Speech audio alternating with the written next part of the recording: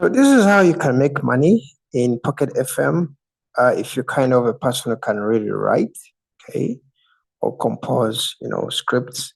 So within the app, there is write. Under writing, you can, okay. So when you click on write, there is Pocket FM, there is Studio, Creations, Improve, and there's Ain. So after clicking there, already a writer, fast track your contract in 7 days, submit your series, pick your best series from other platforms, or start a new one. Right, that is step 1. Step 2, complete 10,000 words. Okay, step 3, get contract update. Okay, so create your own series, create your own audio series. Okay, so if you're kind of a person who is a poet, or you kind of good at writing, you can try out this. There is creations in the app. How to easily create an audio series, start writing. All right. There is improve. No insights here. Once your series live, you can view retention.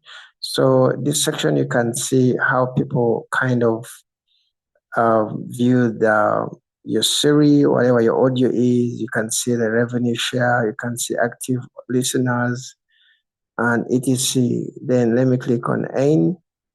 On Ain, get a contract to start earning. Okay, so this one actually has some shortcuts. Has some shortcuts from what we saw from Studio.